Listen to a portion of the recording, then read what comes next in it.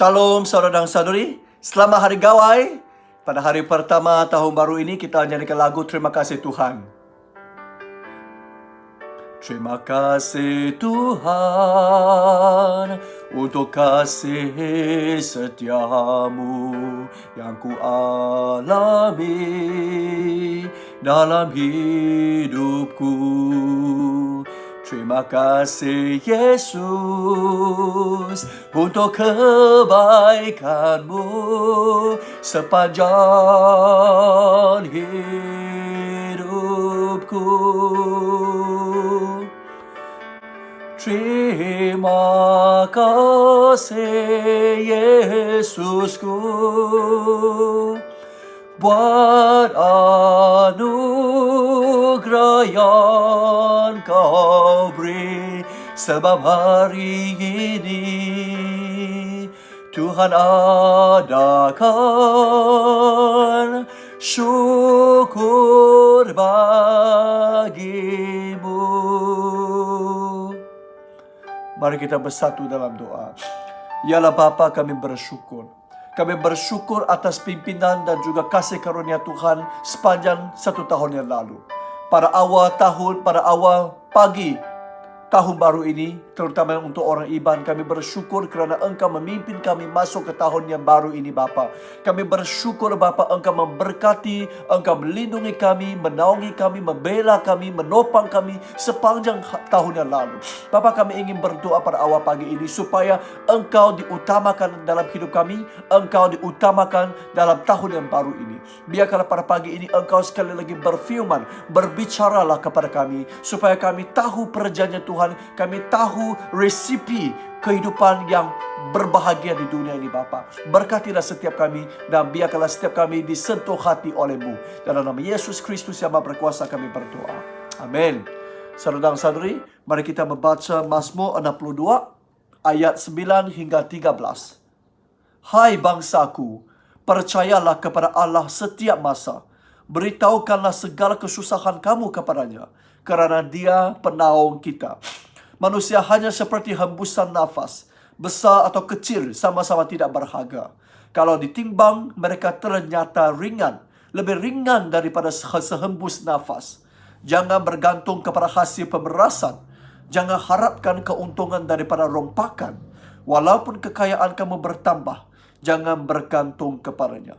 Beberapa kali aku telah mendengar Allah berfirman bahawa kuasa berasal daripadanya dan bahawa kasih-Nya kekal. Engkau ya Tuhan membalas semua orang menurut perbuatan mereka. Saudara dan saudari, walaupun beberapa ayat hari ini begitu pendek, tetapi mendatangkan satu makna untuk seumur hidup kita, saudara dan saudari. Ayat 9 mengatakan bahawa Allah begitu mulia, ya, yang boleh menjadi penaung pembela kita. Ya, hai bangsaku, percayalah kepada Allah setiap masa. Beritahukanlah segala kesusahan kepadanya, kerana Dialah penaung kita. Saudara dan saudari, bagi Daud, Allah itu betapa mulia, betapa kuat, betapa besar, betapa hebat, sehingga kita boleh percaya kepadanya setiap masa. Bermaksud tak kira apa jua yang kita hadapi, tak kira pada bila-bila masa di mana-mana jua kita berada, kita harus percaya sepenuhnya kepadanya. Satu saat pun tidak boleh kita mencurigainya, kerana Dia seorang yang handal, yang hebat, yang kuat, yang berkuasa dan yang bertakhta. Dialah penaung kita. Saudara dan saudari, kita harus memberitahu segala sesuatu kepadanya, kerana Dia seumpama payung yang besar. Penaung itu bermaksud payung yang besar. Macam hari ini, pagi ini hujan lebat, kalau kita ada di bawah payung yang besar, kita akan selamat dan kita tidak akan dibasahi oleh air hujan. Saudara dan saudari, Allah itu seumpama tangan yang besar, ya. Kita seumpama tangan yang budak itu tangan yang kecil. Dan saudara dan saudari, bila kita takut, bila kita kecil, bila kita tidak mampu, kita akan takut, betul tak? Tetapi bila ada tangan Bapa yang begitu besar, yang memegang tangan kita, dan kita tidak akan takut, betul? Tak kira hujan kah, petir kah, kilat kah, ombak kah, kita tidak akan takut, kerana Bapa pegang tangan kita pada setiap waktu. Amin. Inilah penaung, saudara dan saudari. Tetapi masalahnya, adakah kita sanggup dipegang tangan oleh Allah? Adakah kita sanggup beritahukan segala kesusahan kita kepada Allah? Kamu ingat Allah tidak tahukah? Allah nemu semua utai, saudara dan saudara. Allah tahu semua perkara yang kita alami. Tetapi dia cuma tunggukan kita untuk minta tolong. Untuk beritahukan kepada dia. Supaya kita nyatakan iman kita yang kuat. Supaya kita percaya kepada dia. Dan dia pasti akan memegang tangan kita untuk melalui segala cubaan, segala dugaan, dan segala cabaran dalam hidup kita. Amin. Dia penaung kita dan kita di bawahnya kita ada damai sejahtera. Dan biarkanlah kita dipegang tangan olehnya. Saudara dan saudari, dia mahu menolong kita. Ya, biarkanlah setiap kita pada tahun ini, ya, tahun ini adalah tahun yang penuh berisiko ataupun penuh mencabar. Jadi saudara dan saudari, tak kira apa jua kita hadapi. Mungkin kita hilang kerja, ditolak gaji, ataupun mungkin kita menghadapi masalah keuangan yang hebat, tidak mampu bayar loan dan sebagainya. Saudara dan saudari, mungkin kita ada masalah hubungan dengan rakan-rakan ataupun ahli-ahli keluarga. Mungkin kita ada masalah pelayanan. Saudara dan saudari, beritahukanlah segala kesusahan kamu kepada Tuhan dan yakin dia pegang tangan kamu. Walaupun kesusahan tidak akan dihilangkan, tetapi Allah pegang tangan kita. Allah bersama-sama dengan kita mengharungi semua kesusahan itu. Saudara dan saudari, ayat seterusnya lebih mendalam lagi menceritakan hal ini. Ayat 10 dan 11. Manusia hanya seperti hembusan nafas. Besar atau kecil sama-sama tidak berharga. Kalau ditimbang, mereka ternyata ringan. Lebih ringan daripada sehembus nafas. Jangan bergantung kepada hasil pemerasan. Jangan harapkan keuntungan daripada rompakan. Walaupun kekayaan kamu bertambah, jangan bergantung kepadanya. Nah, saudara dan saudari, di sini tadi kita nampak Allah begitu mulia, begitu besar, seperti payung yang besar. Tapi sekarang kita nampak manusia begitu remeh, begitu lemah. Saudara dan saudari, kita ingin tahu bahawa kita adalah begitu remeh, seperti ringan daripada sehembus nafas. Betapa ringan, bermaksud langsung tidak ada kesan, langsung tidak ada pengaruh kepada dunia ini, saudara dan saudari. Dan hidup kita betul-betul begitu tidak berharga, begitu pendek dan terhad, saudara dan saudari. Dan saudara dan saudari, kita tak kira kita hebat semana, tak kira kita pandai semana pun, tak kira kita kaya semana pun, saudara dan saudari. Itu dalam beberapa puluh tahun kita mungkin boleh bunga-bunga sikit lah, lawa-lawa sikit. Tapi apa guna? Lepas kita mati, memang terhad 60 tahun, 70 tahun, 80 tahun, 90 tahun. Sangat terhad. Lepas kita mati, langsung tidak ada kesan kepada dunia ini. Amin? Saudara dan saudari, orang pun tidak akan ingat kita. Duit yang kita simpan, apa guna? Nanti anak kita yang boros-boroskan, habiskan, saudara dan saudari. Tidak guna, saudara dan saudari. Kita ini tidak ada kesan langsung kepada dunia ini, saudara dan saudari. Hanya ayat 12. Beberapa kali aku telah mendengar Allah berfirman bahawa kuasa berasal daripadanya dan bahawa kasih-Nya yang kekal. Engkau ya Tuhan membalas semua orang menurut perbuatan mereka. Saudara dan saudari, segala yang kita ada ini, kekayaan, kuasa dan juga kedudukan yang kita ada di dunia ini, semua sementara waktu. Tetapi hanya kuasa dan kasih Allah yang kekal selama-lamanya. Jadi saudara dan saudari, apakah yang kita mau usahakan dalam dunia ini? Adakah kita mau pakai masa yang terhad? Ya, kalau kita ada masa yang terhad, saudara dan saudari, kalau sepanjang hari kita sangat sibuk, masa sangat terhad, kita akan pakai masa yang terhad untuk melakukan kerja yang paling penting dan paling berbaloi. Betul? Saudara dan saudari, kalau hidup kita begitu terhad, adakah kita akan memakai hidup yang terhad ini untuk mengusahakan sesuatu yang sementara dan tidak dapat dibawa ke kekal itu?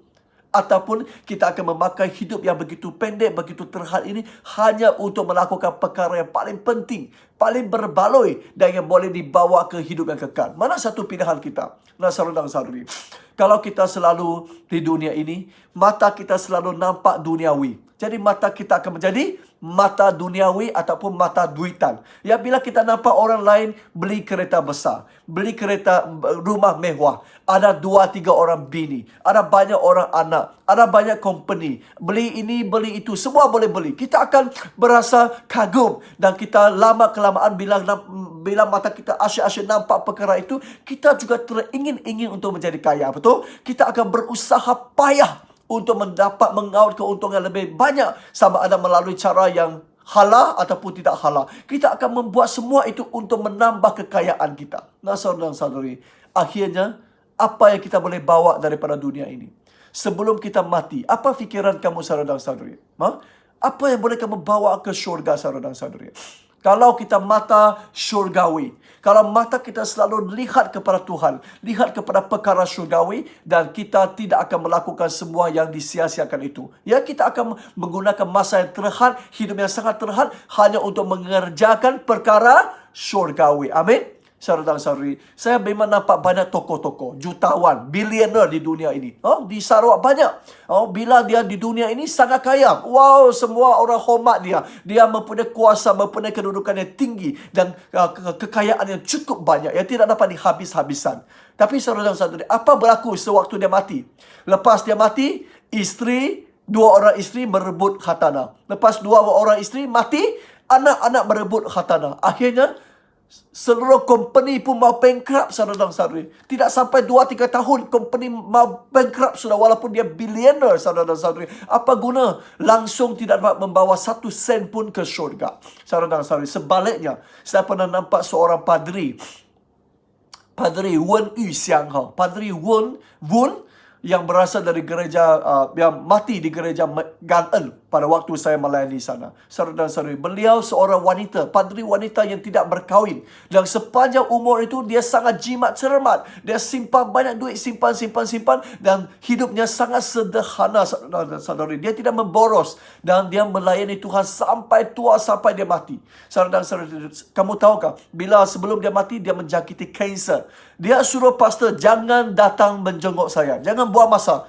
Kamu menjenguk mereka yang lebih memerlukan Tuhan. Saya sangat kuat. Saya yakin Tuhan bersama dengan saya. Saya tidak perlu kamu buang masa di atas saya. Kamu pergi. Jangan datang hospital. Jangan datang jenguk saya. Pergi. Jenguk mereka. Mengasihi mereka yang lemah. Mengasihi mereka yang memerlukan. Jadi saudara dan saudari, sampai mati, baru adiknya telefon pastor, kakak saya sudah meninggal. Baru kami pergi. Sepanjang sakit kami tidak dapat pergi. Dia tidak mahu. Tapi lepas mati baru kami pergi. Dan kamu tahu apa berlaku, saudara dan saudari? Dia keluarkan. Dia sumbangkan semua duit yang dia jimat cermat, yang dia simpan selama ini. Dia sumbangkan kepada bangunan gereja Gan En pada waktu itu. Bangunan pendidikan yang sedang menerima sumbangan. Dia sumbangkan semua duit kepada situ. Nah, saudara dan saudari, dan ini saya benar nampak, dia tidak bawa 1 sen. Dua-dua orang kaya, Datuk Seri tidak dapat bawa 1 sen. Padri pun tidak dapat bawa 1 sen. Tapi apa yang dapat mereka bawa ke syurga? Saya boleh tahu, Datuk Seri itu langsung tidak ada apa-apa di syurga. Tetapi padri ini penuh kaya, penuh ganjaran di syurga. Amin. Saudara dan saudari, itulah mengingatkan saya. Sebelum saya mati, apakah pikiran saya? Adakah saya menyesal? Adakah saya rasa, kalau saya tahu awal-awal saya akan buat semua ini untuk Tuhan. Saudara dan saudari, jangan menyesal. Kalau kita terfikir waktu kita mati, barulah kita boleh hidup dengan penuh bermakna dan penuh berkelimpahan. Baru kita ada hala tuju yang betul, yang tepat, yang diperkenankan Allah. Amin. Saudara dan saudari, hari ini ingatkan kita, jangan bersandarkan perkara duniawi yang sementara. Hari ini adalah hari Gawai. Hari pertama pada tahun yang baru untuk bangsa Iban. Saudara dan saudari, kita patut meneliti. Kita patut memikirkan apa yang patut kita lakukan dalam sepanjang tahun yang akan datang ini. Adakah kita masih mau sia-siakan masa untuk perkara-perkara yang tidak berbaloi, yang sementara waktu saja, yang akan hangus, yang akan hilang? Ataupun kita mau memakai masa-masa seterusnya ini untuk mengasihi Tuhan, untuk mengasihi orang, untuk melayani Tuhan, untuk melayani orang. Mana satu pilihan kamu? Saya rasa setiap kita sangat bijak. Pada hari ini firman Tuhan sudah membongkarkan rahsia bagaimana hidup dengan penuh bermakna. Jangan kita ditewaskan oleh hidup yang begitu pendek, begitu lemah. Kita harus pakai hidup yang sementara ini untuk menguntung sesuatu yang kekal, sesuatu yang boleh simpan sampai selama-lamanya. Amin. Saudara dan saudari, ayat 13. Engkau, ya Tuhan, membalas semua orang menurut perbuatan mereka. Saudara dan saudari, hari ini apa-apa yang kita lakukan boleh dinilai, akan ditimbang, akan dinilai, akan diadili oleh Tuhan. Terutamanya dalam beberapa hari ini, waktu Gawai. Apa yang kamu lakukan, saudara dan saudari? Saya yakin ramai di antara kita ngirup. Dari malam tadi ngirup. Itu ngirum itu keseronokan sementara kah keseronokan selama-lamanya? Saudara dan saudari, jangan kita beruntung sesuatu yang sementara, tetapi kehilangan sesuatu yang selama-lamanya. Amin. Dan saudara dan saudari, jangan judi sewaktu ini.